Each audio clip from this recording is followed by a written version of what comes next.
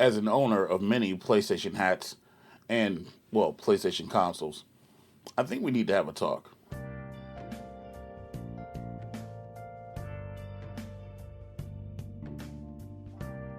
What's going on, ladies and gents? It's your boy, Mike Waltrades, and welcome to moatplays. This is a channel where we talk about all things gaming and gaming related. And today, I want to talk about something that came up last night during my podcast with 19K Fox on the Mike Waltrades channel. And that is the need for a PlayStation 5 Pro. Now, for those who don't know, the rumors have been swirling for the last couple weeks. Comicbook.com, Games Radar, Tech Radar, a lot of places put out articles that the PlayStation 5 Pro is already in development. And it might not come out until 2023 or 2024. Some places are even speculating that it might get released this holiday season. And my question to you is this. Yo, what the f*** is wrong with you, Sony? Like, seriously. Like, why are you trying to put out a PS4 Pro? A PS5 Pro, I'm sorry. You've already got PS5 issues. You already can't meet your demand. So, if you can't meet your demand, and you can't give the people already what they want, then why are you trying to push a PS5 Pro? Let's be real. For those who don't know, the PlayStation 5 came out in 2020. This year will mark the 2-year anniversary of the PlayStation 5 Pro being released. And while the PlayStation 5 has been doing well, it's been selling like gangbusters, it's hard to even keep up with demand. Matter of fact, there's PlayStation drops happening all the time this week. So if you need one, be ready for that. But, like a PS5 Pro? Really? You barely have games that are running on the PS5 now that are dealing with 4K 120. I think Destiny 2 and a couple of handful of other titles are only able to do 4K 120. You don't have any games running 8K yet, etc., etc.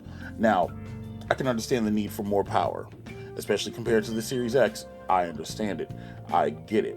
Some of the games, multiplats, they run night and day on the Series X and the PlayStation 5. Completely understand it. And this was a precedent that began in the last generation with the PlayStation 4, and then about 3 years later, the PlayStation 4 Pro came out, and all the PlayStation 4 Pro really did was give us upscaled 4K, checkerboard 4K at that. It allowed some games to run better. For instance, Destiny ran a little bit better. Instead of 30, it was running like 40 or 45 or some crap like that. It still wasn't 60, and it sounded like a jet engine when it took off. So this need to want to go ahead and put out a PS5 Pro, I get it. It makes sense. It's in Sony's business model. Completely understand it. Except I don't. You can't even meet the demand now for PlayStation 5s. We still have scalpers out here buying PlayStation 5s at cost and then still selling them for 2 upwards to 3 times the original retail value. You know what I mean? Like, I have friends who still can't get a PlayStation 5, no matter how much we find one or hunt for them, to the point where now GameStop is forcing you to buy bundles to go along with your PlayStation 5 so that they can deter scalpers. And the scalpers to this point are even just like, you know what? We're going to go buy these bundles and then we're going to resell them. I know. I see them on Craigslist all the time. And I know what y'all are saying, well, if you got the money, it shouldn't matter. Y'all don't realize that.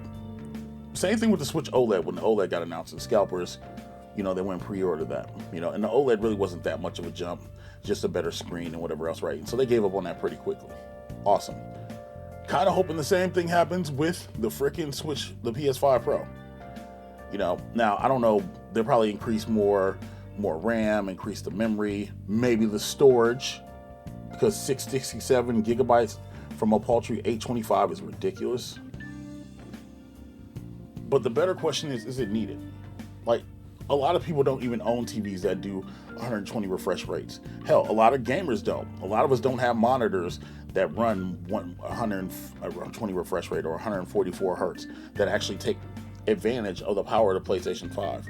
So, fun fact, a lot of people are still watching YouTube videos in 720 or 1080p. You there, watching this video right now, might be watching this video in 1080p. And there's a reason for that. Because a lot of people don't have the ability or the capabilities or the technology to even be able to watch videos in higher resolution. So if you can't even watch videos in higher resolution, then why do the games need to be higher? Now, from a performance standpoint, a game like Grand Theft Auto 6 potentially coming out, because they already announced it's coming, that might require a PlayStation 5 Pro. The power might be needed for that. Your big sandbox games, your Witchers and whatnot, that's understandable. But to put it out just to put it out when you still haven't come up with a viable solution to provide regular PlayStation 5s to people in the market today, it's a little asinine. It doesn't make sense to me. But this is the part where I say I'm still going to get one. Because, hey, that's what we do over here on moatplays. We talk about the new stuff. We review the stuff, etc., etc. It's going to be a pain in the arse to get, but I'll get one. And then I can sell somebody my PS5. But what do you guys think? Is it time for a PlayStation 5 Pro? Are they rushing this? Should it come out in 2023 or 2024?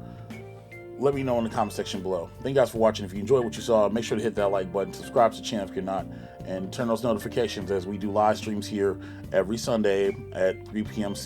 Eastern, and we just play games with the community and hang out, along with getting other videos and whatnot throughout the week.